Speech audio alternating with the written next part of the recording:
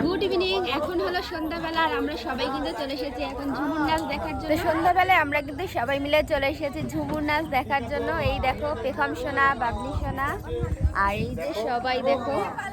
এইখানে লাইটটা একটুখানি কম রয়েছে, একটা মাত্রই লাইট রয়েছে ওই যে দূরে। আর এখানে দেখো সবাই রেডি হয়ে গেছে, একটু পরে কিন্তু শুরু হয়ে যাবে ঝুমুর নাচ। মামা, মামা তুমি দেখবে ঝুমুর নাচ? হ্যাঁ, তুমি করবে, নাচ করবে? নাচ।